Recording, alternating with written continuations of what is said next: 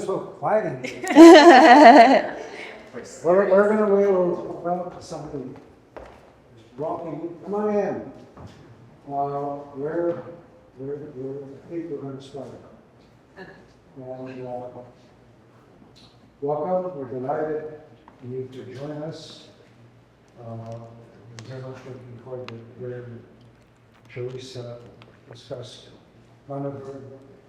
And what I could do is, for the introduction, to the gallery director, Dibner, who actually was the curator of this exhibition, with a proper introduction. All right. Well, hello, everyone. Thank you all so much for coming. As Louis mentioned, I'm a gallery director here at Envisioning Fine Arts, and I have the great pleasure of introducing today's guest speaker, Sharrissa Iqbal. Sharrissa is the Associate Curator of Modern Contemporary Art, Palm Springs Art Museum, where she co-curated the PSD art exhibition Particles and Waves, Southern California Abstraction and Science, 1945 to 1990. She specializes in American art with focus on artistic abstraction in Southern California. Sharrissa earned her PhD in Visual Studies at the University of California, Irvine in 2021, and her master's in History and Theory of Contemporary Art with San Francisco Art Institute in 2014. Today she'll be discussing Helen Lundeberg's interdisciplinary interest in scientific and artistic modes of visual communication throughout her career. With a particular focus on the recurrence of astronomical subjects in her work, she'll trace the artist's engagement with themes from the natural sciences in her Post Surrealist and hard edge paintings. Thank you all very much, and without further ado, Sharrissa. Hi. Well, hi everyone. It's so nice to be here today. I'm really grateful for the opportunity. Thank you so much to Louis Stern and everyone at the gallery for hosting me for this talk. And I need to thank Wendy Van Harlem, president of the Lorser Feidelson and the Feidelson Lundeberg Art Foundation, who has supported my research on Lundeberg for many years at this point. So thank you so much. And thank you all for being here today. I'm really looking forward to delving into the topic of planets and science in Helen Lundeberg's paintings. I wanted to start with this magnificent self-portrait from 1944. This is a work that's in Lundeberg's Post-surrealist style, which I'll talk a little bit further about. But what we can see in the image is this magnificent combination of an interior studio space that leads outward into two different other pictorial spaces. It looks like it's going from an interior space to an outdoor landscape and then into another outdoor landscape in the canvas within the painting. And this is something that occurs frequently in a lot of Lundeberg's paintings. She has images within her images, and I wrote about these as kind of meta images in her artworks. And she was so interested in observation and looking, and the role of the artists themselves as an intermediary between the physical world and the perceptual, the illusory realm of the flat picture plane. So here we see her in the process of translating a round form onto the surface of her canvas.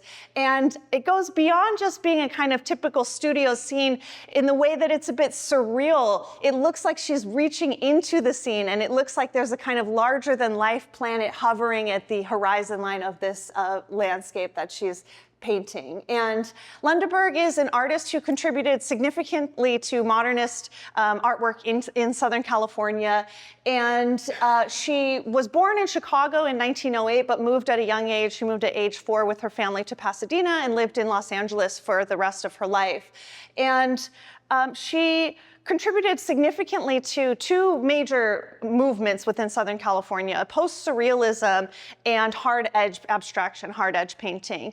And I wanted to bring together these two images because they were two works that I saw in a retrospective of her work in 2016 at the Laguna Art Museum. And it was right when I was starting my PhD program, and I was just completely blown away. I was familiar with Lundeberg's work, but getting to see a retrospective of all of her work together really impacted me. And something that I noticed and took interest in was the recurrence of astronomical themes in her work from as early as the 30s into the 1960s and early 1970s. And so we can see her earliest planet-themed work on the left. It's called The Red Planet. It's from 1934. And then one of her later planets from the 1960s, she did quite a number of them in 1965. I'll talk about some of those works further. But the topic of planets and astronomy was certainly not the only issue she explored in her work, but looking at this specific theme allows us to kind of see how her style developed and changed over time and the kind of influences that shaped her work. So the Red Planet is another example of her post-surrealist painting. And post-surrealism is a movement that she formulated in collaboration with her teacher, who would go on to be her husband, Lorser Feidelson. And as opposed to European surrealism, in which illogical, kind of irrational juxtapositions that suggested a kind of irrationality of the subconscious were major themes. For Lundeberg and Feidelson in post-surrealism, they were striving for logic and order and a correspondence between the visual structures in their paintings and conceptual themes and ideas. And we can kind of see that in a number of ways in this work, in which domestic objects, everyday objects, are alluding to the cosmic realm beyond our Earth. And there's a way in which this doorknob kind of starts to look like a sun when you see this little marble on the table, which is suggestive of this red planet that's alluded to by the title. And then we have this stack of books, one of which says Mars on the spine, and then this image of a comet. And so we have a consideration of Mars without directly depicting the planet, but suggesting it, alluding to it through these everyday forms in this structure in which even like the shape of the table, this kind of elliptical shape is kind of reminiscent of the path of planets in orbit. So there's an alignment between the physical structures of the painting and the ideas that she is attempting to convey about planetary motion and the cosmos. And she drew from textbook images and actually studied astronomy in the late 1920s as a student at Pasadena Junior College. She took classes in astronomy, zoology, biology, and these would go on to really show up in aspects of her work that we'll look at today. But in my dissertation research, I should say, after I saw that show in Laguna, the retrospective, and saw her planets and tried to learn more about them, I realized there wasn't much scholarship on the 1960s planets. So that became a paper that I wrote, which was revised and turned into the first chapter of my dissertation, which became a larger project about art and science in California, which is now an exhibition in Palm Springs, which I'll tell you a little bit about later. But in my dissertation research, I wanted to find out what kind of images Lundeberg had access to. How was somebody in 1934 imagining the planets? What kind of context did she have to envision a planetary painting in 1934? And so my first clue was, let me look in some books. She's got a stack of books here. This seems to be how she's accessing information and images of outer space. And I came across a book by John Charles Duncan, an astronomer who worked at Mount Wilson Observatory, just right around here outside of Pasadena. And I came up with a match here of this comet, which is Donati's comet from 1858. And in Lundeberg's image, it kind of creates this window out into the cosmos. So she's referencing astronomical imagery, which would have been found in a textbook, which, as she was a student in 1928 taking astronomy, it's very likely this is a source that she had encountered.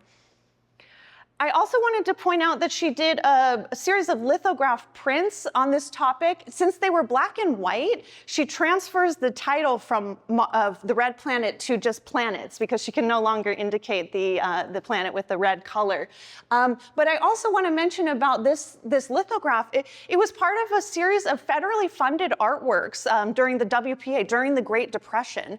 And so it's kind of incredible to think that this artist is imagining planets, imagining the cosmos during the Great Depression. It's kind of an interesting context, I think, for the work.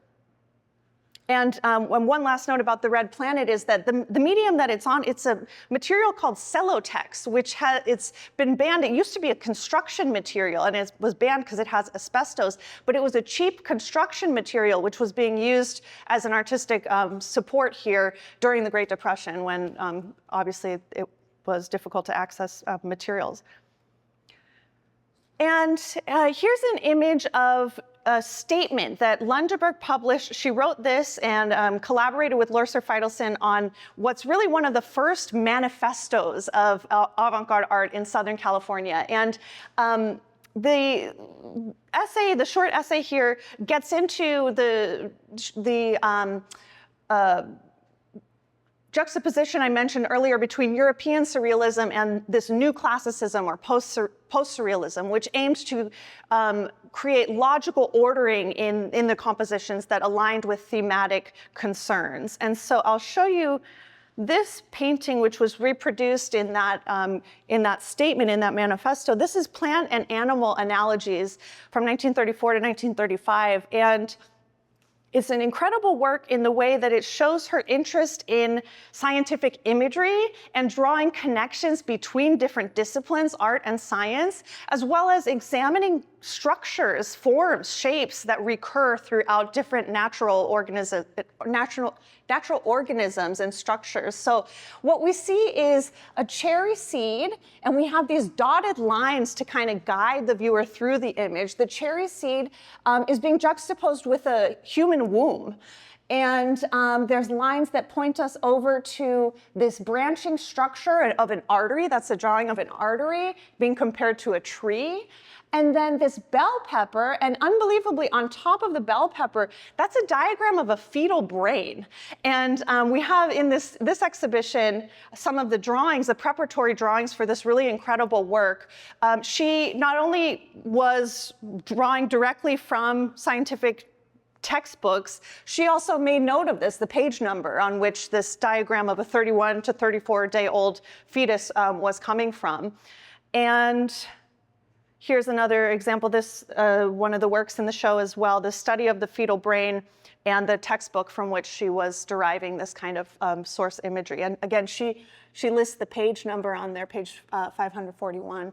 And so, yeah, and another interesting thing to point out about her use of these diagrammatic lines and arrows and the black and white imagery. Well, the black and white imagery is certainly a reference to the scientific textbooks, but these arrows relate very much to a style of teaching that Lorcer Feidelson, her teacher, employed. He would come up with these teaching diagrams. This is a diagram that maps out one of his own paintings, but it's showing the logic that underlied how he was seeing the relationships between the different viewpoints, the different gazes of these figures in the painting, and then the different kind of linear structures that underlie it. So Lundeberg was thinking about diagramming and its relationship to scientific imagery, but also how art might be closely considered and examined and diagrammed and thought through in a similar way. And so she's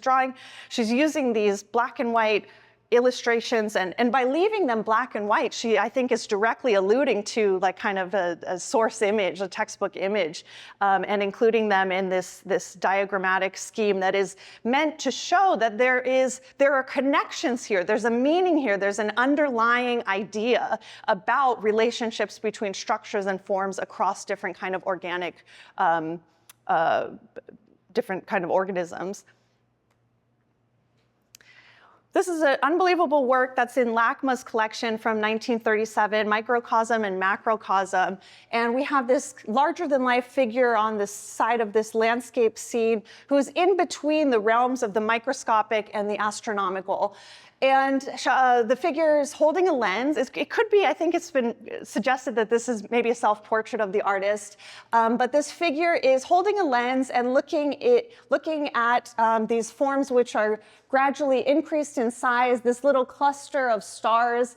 You can kind of barely see that it's Saturn, but she's using this red circle to kind of point out. It's like a tool from the realm of scientific illustration to draw your attention to something, to point out.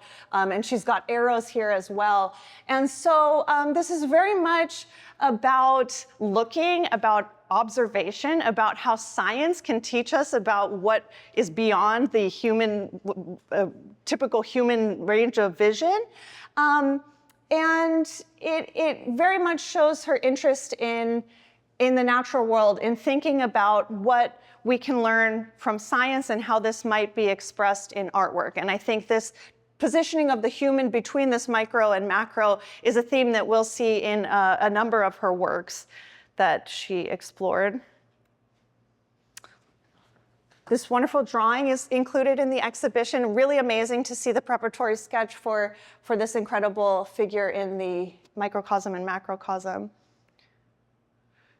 And she, again, was drawing from scientific imagery, and there's specific protozoa that we can identify in this image. And I wanted to, this is a little difficult to see, but this is her own drawing. This is a drawing from her science class in 1928, it's dated. It's a figure of a protozoa. And I wanted to read a quote where she spoke about her training in different scientific courses. And she said, I was always the last one out of the lab, and I enjoyed doing my notebook. Even in beginning college zoology, I enjoyed the dissections and making drawings of what I saw. About that time, I had read a story about a woman who had gone on some scientific expedition into, I think, the South Pacific in the area of Java. She was the scientific illustrator for this exhibition. Her job was to draw and do in watercolors these marvelous creatures which they drew up from the sea before they could lose their color. I thought it would be an interesting career. So she spoke about how she was actually interested in maybe becoming a scientific illustrator. And this is one way that women actually could contribute to scientific research. It was very difficult for women to enter fields of science, but illustration was one way that they could. So she actually was considering becoming a scientific illustrator until her teacher, mentor, and later husband, Lorcer Feidelson, encouraged her to pursue fine art. This image of Saturn very much aligns with a photograph from the same textbook I mentioned earlier. And it's very important to point out that while Lundeberg is making these astronomical themed paintings in the 1930s, this is a moment in which tremendous scientific discoveries were taking shape right in her neighborhood. And she was studying in Pasadena, and at Mount Wilson Observatory, Edwin Hubble was working and making really groundbreaking discoveries about the physical structures, the size, the dimensions, the characteristics of our universe. And here's a couple headlines about Mount Wilson making these tremendous discoveries. And I wanted to bring in one image that was taken at Mount Wilson in Pasadena of a, this is what was thought to be a nebula. It was thought to be, and Edwin Powell Hubble was researching these gaseous clouds, what were thought to be gaseous clouds of dust. And what we see in this glass plate negative is he started to write an N. He thought he was looking at something called a nova, but then he crosses it out and he says var, which stands for variable. And he's even got an exclamation mark, like he can't contain his excitement because that was so shocking. Because the implication of that being a Cepheid variable meant that this was not a gaseous cloud of dust. This was in fact a neighboring universe. So this was huge for scientific discovery to realize that this galaxy is not the only one. We're surrounded by neighboring galaxies. This was the first identified other galaxy outside of Earth. And so these massive groundbreaking discoveries are happening right around the corner, and it's certainly something that she would have been aware of, and that I think contributes to her interest in scientific discovery and in these works from the same, from the 1930s. And here's a nice image of her and Lorcer Feidelson. This is in 1949, and I like how she's using a lens to investigate her own painting and looking closely at her work in this image. This is a work called Relative Magnitude, which is a kind of busy scene that compiles multiple different viewpoints, and it's almost like a collage, but it's a painting. And it shows us two scenes kind of overlapping and paralleling here. There's a scene of a tiny little thing that is enlarged, and we can see it's an ant crawling on the page of her book. And we see one viewpoint, and then we see what might be the perspective of the ant, where this is looking much larger, and the marble on the table starts to look like a looming planet on the horizon. And then going the other way, we have this astronomer looking out of a transit device. This is an older view. This is like a kind of anachronistic look at an older type of instrument. She's not showing the larger telescopes which were in use, which kind of diminutized the astronomer. Here she's chosen an instrument in which the human is much more visible in this process of viewing. And another image that's taken from this John Charles Duncan textbook, but she's added colors and she's added a little globe here, and of course put it into this larger scene. And she's also given us the view of what you would see looking through that kind of instrument. So she gives us the view of someone looking through the device, and then what it would look like for us to look through that device. And then in the back is a scene of the Milky Way galaxy, very much like what was these kind of images that were being taken at Mount Wilson Observatory contemporaneously. So these are two separate paintings that kind of blur together, but I want to now speak about her shift towards abstraction. And in the 1940s, she was still incorporating a lot of figures into her work.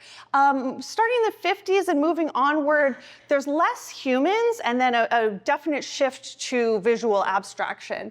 And I think it's interesting how this kind of motif of the sky as a curtain going from day to night, we have one instance in which there's this human hand, and then another version in which it's just the wind that's blowing the sky away in this form. And also interesting to point out, in the 1947 version, we have a very recognizable moon and a very red planet. It looks like Mars toward the bottom, but those kind of details are filtered out in the later version. And she did a number of works that feature moonlight as a topic, and she'll go on to do the different views of moonscapes and the moon. But here's a work which very interestingly shows a kind of brushy style painting, which is on her canvas, another example of an image within her image, which we've been seeing a lot of these images that reference other images. Here she's referencing her own canvas, and it looks like there's moonlight in the studio that's coming off of the canvas even. It's almost like the canvas, the moonlight is emanating out of the painting itself. And it kind of looks a bit like this kind of landscape that she was doing, where she gets a very nice luminous effect from paint. There's a kind of really nice luminosity to her scene here. But it's a lot more brushy, modeled, and in this work we see a combination of that kind of visible brushstroke mixed with these harder, flat planes of solid color. So she's moving into hard edge abstraction at this time. Here's the work from 1959, which through very minimum means gives us a suggestion of spatial depth. There's this moon, this tiny little half circle, does so much in suggesting distance. It suggests that this is space that we're looking into. And the gradual thinning of these columns, there's a slight distinction of color in one of them that indicates a shadow.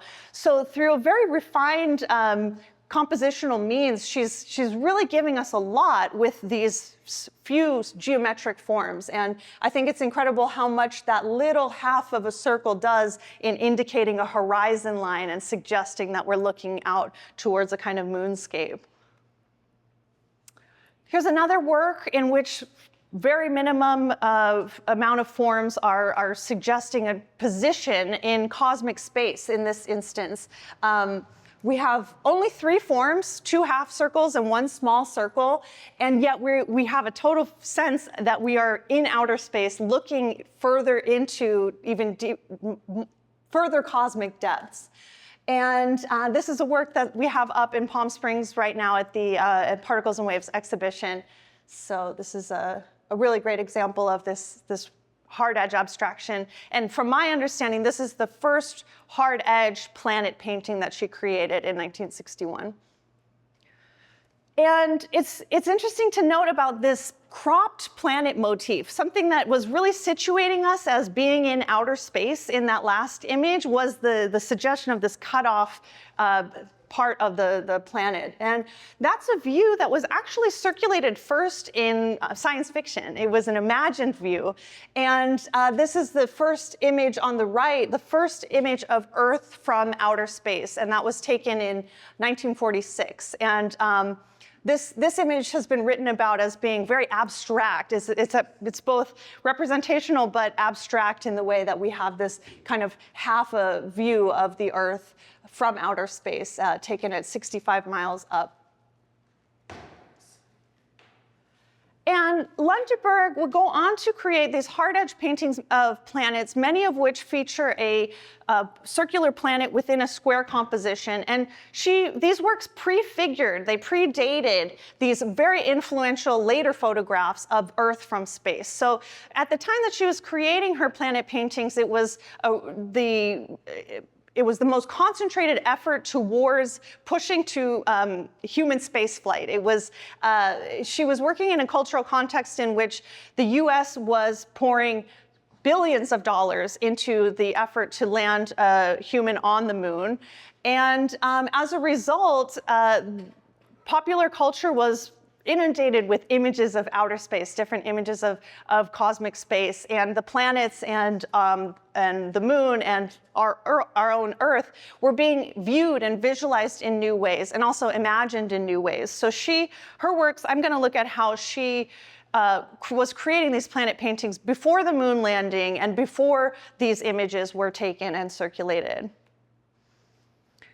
This is a kind of small work called Planet Rising from 1964. I think it's a good example of how she's experimenting with some kind of interesting unnaturalistic colors in these examples. This is a very turquoise sky and a very angular formation to this planet. And the shape of the inside of the planet is a bit similar to some of her paintings of aerial views of different water formations or natural formations, like this water map from 1963, in which the colors here are indicating depth, like depth of water. And so there's an interesting relationship with her planet paintings and cartography and cartographic practices.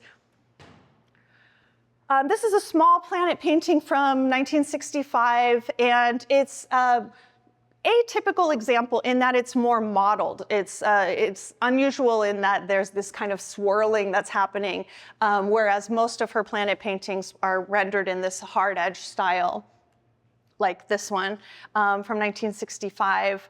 And we looked at her microcosm, macrocosm painting earlier, and I think there's a really interesting relationship between the conflation between the micro and the macro in a work like this, whose title is Planet, but at the same time, this looks so much like a nucleus. There's something so cellular, biological about this form, and that's something that occurs in some of her planets as well, like a kind of suggestion of organic, almost biological or even botanical forms in these planetary forms. That would look like a baby in the womb. A baby in the womb, yeah. There's a lot. I mean, it almost looks like an eye as well, in a way. And in 1965, she did 10 planet paintings in different sizes, many of which are this central circular form within a square canvas. And she wrote a little bit about how this system allowed her to kind of explore different variations of a set kind of composition, circle within a square, and then she would see what she could do with that. And she came up with a lot of different variations of this form. And I think these marker studies that we have in this exhibition are really great examples of how she's experimenting with patterns and colors and using this same format, almost like how Joseph Albers is using the square. She's using the circle in the square to explore different kinds of patterns and formations in a lot of imaginative ways. And I can't help but be reminded of these works by Galileo from the 1600s. These are the earliest studies of the moon using a telescope. And they're watercolor studies, and they're just kind of reminiscent of this format of looking at a planetary body in a square composition. And I mentioned that Lundeberg was working during the biggest push towards technological advancements in outer space flight and technology. She's working at the heart of the space race, which started in 1957 when the Soviet Union launched the Sputnik satellite. And in the early 60s, it was perceived that the US was losing the space race because Sputnik had been launched. There was human astronaut was launched into space first by the Soviet Union. And so there was a definite attempt to push forward and claim technological milestones for the United States. And different scholars have addressed how there's a lot of ways that the US could have developed different kinds of outer space exploration technologies. And the decision to land a human being on the moon was very much related to the power of that image, of being able to transport a human to the moon was very much a statement. There's a lot of other technical research that could have been done, but that really sent across a strong message about the strength of the United States technological advancements and technologies. And so I think I mentioned that the US poured $22 billion into this effort to land a human being on the moon. And in today's currency, that's more like $320 billion. And so there was a real need to get people on board, to get the US public to support this effort. So different kinds of media publications were publishing stories about what it would mean to land a human in space and to get people excited and to promote the idea that this was something worth pouring tons and tons of federal funding into. And so here's a couple examples of just different magazine covers that were circulating in the late 50s into the 60s. And it's interesting, this idea that man will conquer space soon. Like, that's kind of interesting, like almost colonialist, like conquering of space. And each of these kind of focuses on man, on humankind, on the person. Whereas Lundeberg's representations of space there's no people. It's about the planets. It's about the natural structures. So that's an interesting comparison to what kinds of imagery was circulating at the time. So here's an example again of her scene in which we just have the planets. It's kind of quiet. There's no human instruments. There's no astronauts. There's no probes. It's just outer space. It's kind of like we're looking at something untouched in a way.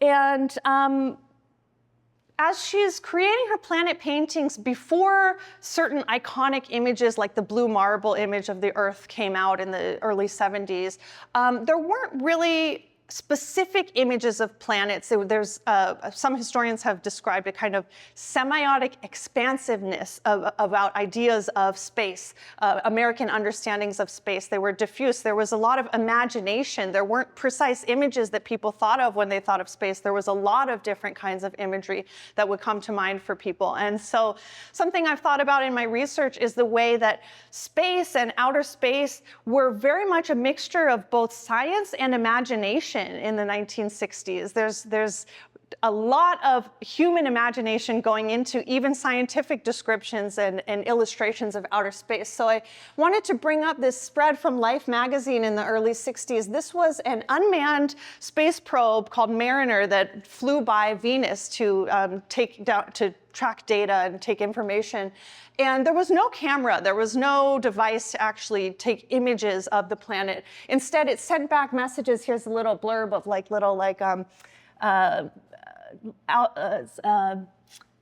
the scientific data in letters that would have been transformed into, the scientists would have interpreted this and understood the kind of notations about the planet's temperature and different aspects of its physical qualities.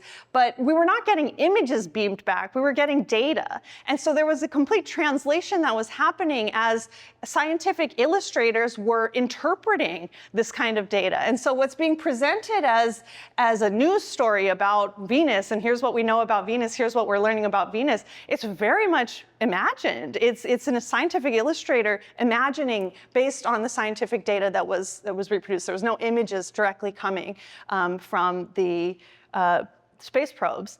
And here's another example of, it's interesting, the description is very much like describing as though we had imagery, like that mariner's giving us a portrait, but there were no portraits. It was scientific data that was being translated by illustrators. And very interestingly, these same illustrators, from what I learned in researching, many of the same illustrators doing the images for Life magazine were also science fiction illustrators. They were doing comic books. They were imagining these views not only for scientific purposes, but also for science fiction. So the imagination is very much at play in understandings of cosmic space in the 1960s. Here's a wonderful small painting. It's in the Laguna Art Museum, and this one is a moonscape. And I wanted to show how in certain examples of her planet paintings, she's able to use these flat planes of color to suggest transparency and layering in different ways. And I wanted to point out, because I knew we'd be in the room with this fantastic work, but there's a similar effect that's going on in this image where we have this darker gray circle in front of the lighter blue, and it seems that we're either getting a view through it, or that the circle on top has kind of changed color as it is in front. There's a kind of ambiguity to the ordering, the depth of the planets in that painting, but it's amazing how she uses flat planes of color to suggest depth. And this is a really wonderful work that's also up in the Palm Springs Art Museum exhibition right now. It's called Sectioned Planet. And I think this is so evocative of her earlier works that draw directly from scientific illustrations. She's using a trope here of the cross-section view, this imagined view that's frequently circulated in textbook imagery, but is a totally imagined view. It's a scientific gaze, as though we could cut into a planet like that. We can't actually do that, but it's an image based on our knowledge of planetary forms. And this would have been related to different images of the Earth's core that would have circulated in different formats in the 1960s. And Earth science was something that was very much developing. We were learning all new information about our own Earth as we moved outward and explored cosmic space as well. Here's another work that's in the show right here, and I wanted to bring this one up because the core of this planet, it seems organic. It seems like vascular, or like I don't know. I feel like I'm looking down an artery or something. But it's called Planet, and it's a planet painting. But it's so suggestive of something biological or even maybe botanical. This is a work that's in the Palm Springs Art Museum collection. It was a gift from the artist. She gave it to the museum in the late 60s, and it's so fitting. It just belongs in the desert, I think. And it's an amazing composition in the way that we seem to be in a desert kind of landscape. There seems to be a kind of hill, this orange hill, and the pattern, the curve of that hill is kind of echoed in the stripes of the planet that's looming above the horizon. And it seems to be a larger than life planet. It seems to be a really massive body, celestial body hovering at the horizon line. And I can't help but think of her earlier work in which this kind of marble-ish looking form, in this case, it was a marble that she's showing as going from a marble to a planet. There's a real relationship and a kind of continuity, I think, with her interest in scale and conflating the terrestrial world and the outside cosmic space. And this work really just brings them together. It brings together two different spaces in that composition. And I'll end with just an image showing this is one part of our exhibition in Palm Springs called Particles and Waves, Southern California Abstraction and Science, and it's 1945 to 1990. And this is a corner of a gallery on space-age abstraction, and Lundeberg is a key figure in that subject. And so we have three of her works along that back wall, three that we looked at in this presentation, and she is so central to new understandings of relationships between art and science worldwide and in California. And I'm thrilled to get to speak about her work with you, and I'd love to know if anyone has any questions at this point.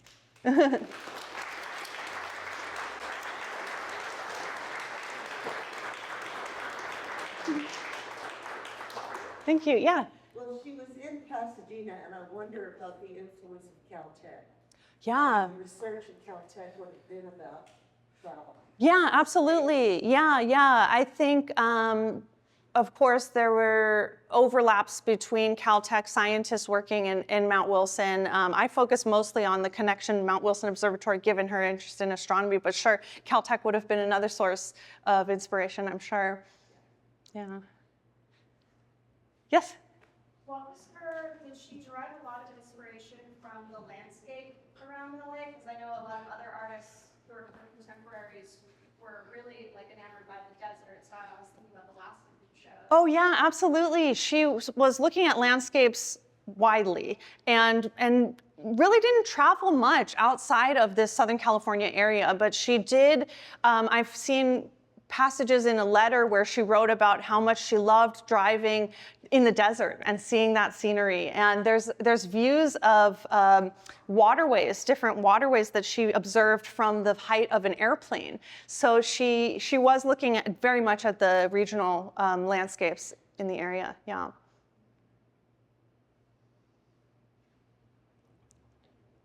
Did Lorsa do anything like this, Lorsa? I mean, what are the years of their relationship before they married?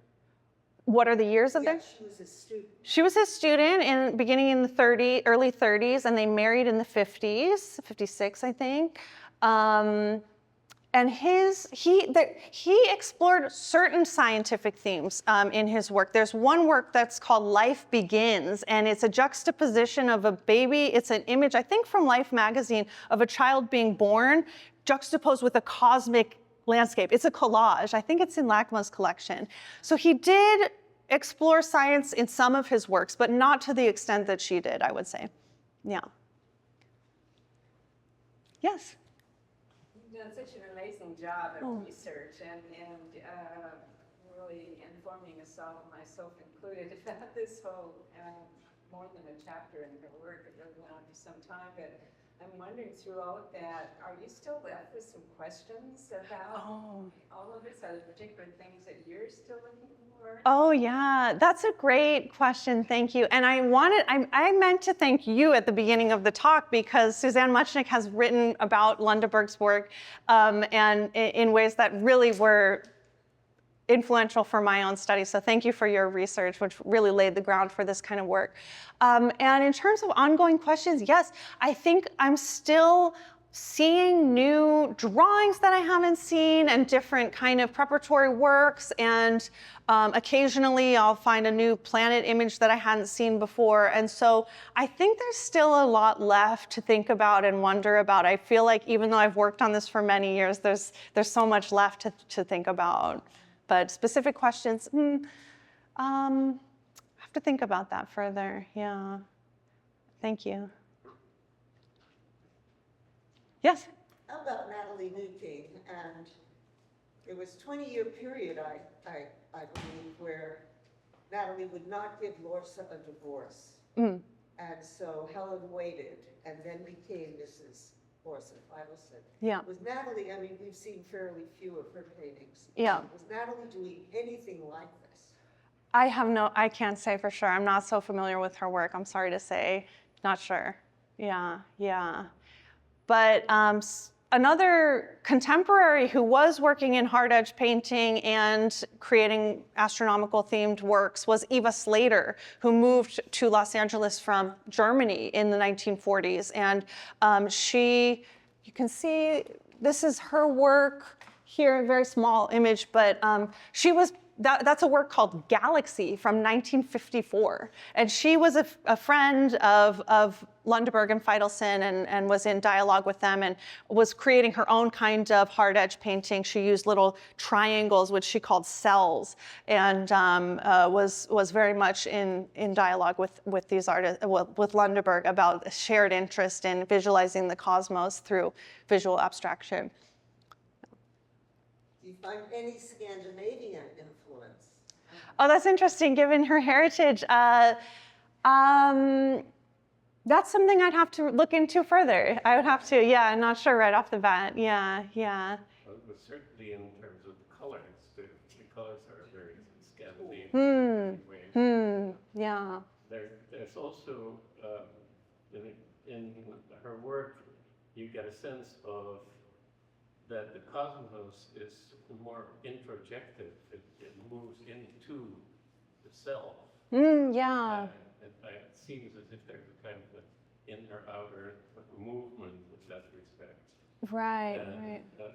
I wonder if there's, did she and, well, they overlapped, obviously, George O'Keeffe and she, did they have any interaction? That's a great question. I don't, not that I'm aware of, no, maybe not. Yeah, yeah. But that's a great point. There's something very subjective about her work. It's taking science, but it's always emphasizing the human as an interpreter, as a filter, as an intermediary between scientific phenomena and human understandings. I think her work is very humanistic in a way that, even the abstract works, they're cosmic phenomena filtered through a specific subjectivity. Yeah. Yeah, yes, and then yes. Was she able to support herself through the work? Was she able to support herself? Well, she was very much able to work with the help of her husband's support. He was a teacher and a major figure in the modernist art world, and I think it was with his support that she was able to be a full-time painter. Yeah. Yes. At the time she was working, the Times girl, there was a great deal of interest in spirituality and the ineffable among her fellow artists. Has any of your research indicated that she was at all interested in that, in those concerns, and was she trying at all to make a parallel between those concerns and these galaxial?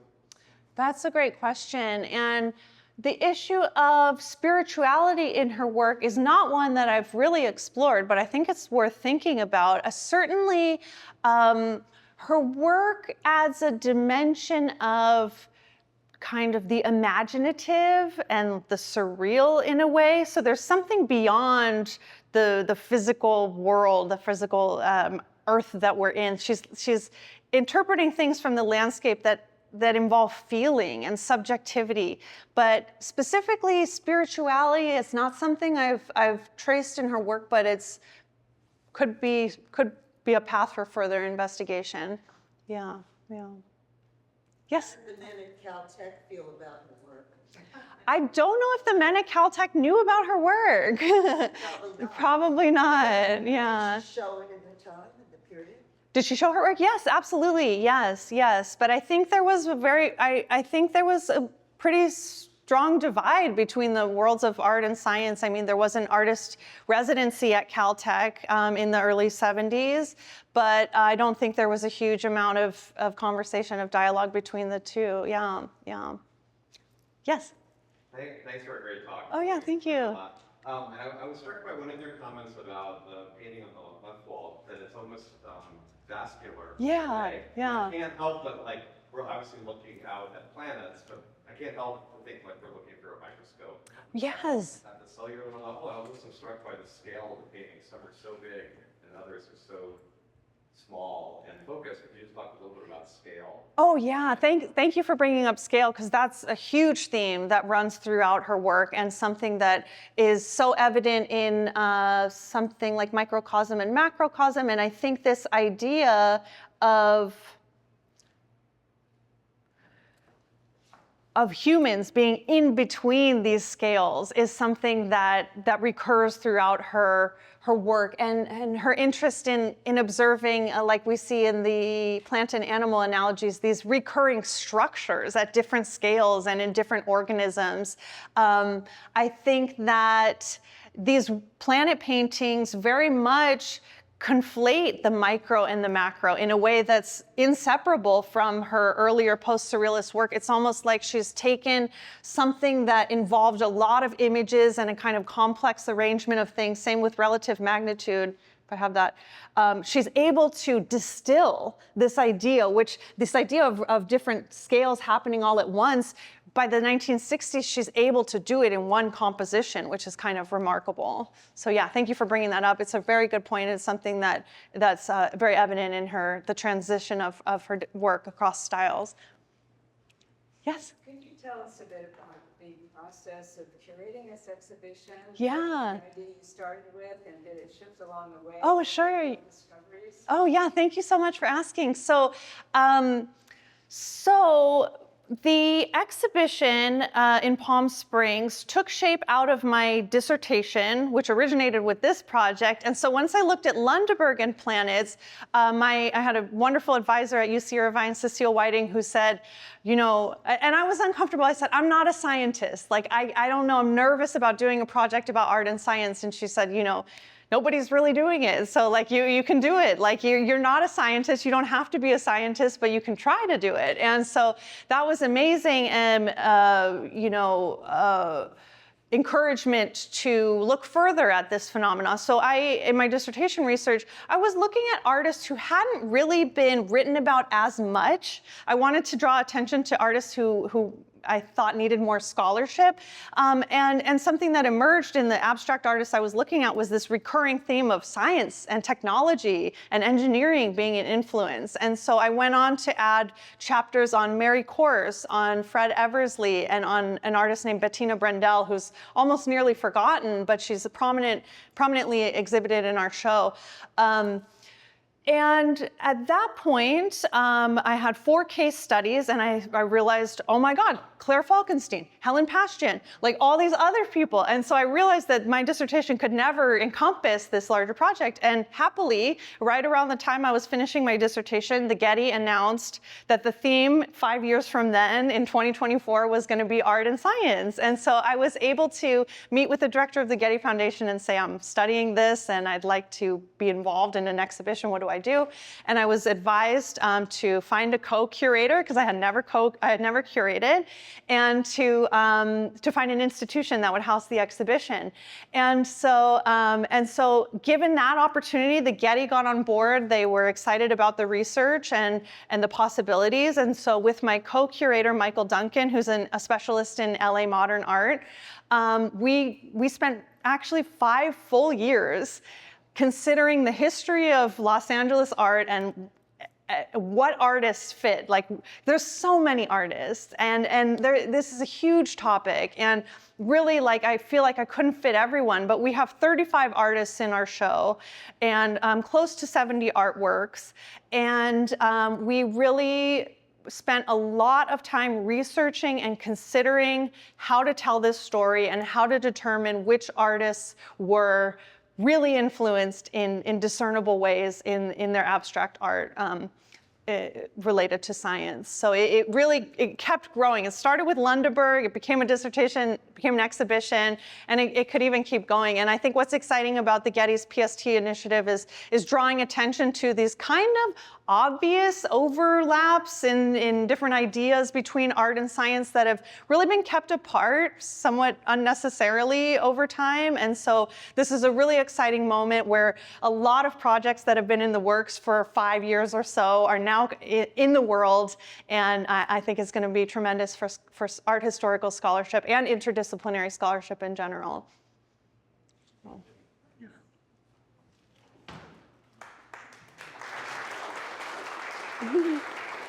Thank you. Oh, God, thank you. Thank you. Well, thanks everyone so much for coming. We have some refreshments in the 3rd gallery if you'd like to join us. And yeah, thank you all very much. Thank you. Oh, thank you. I appreciate it. I hope it was all right.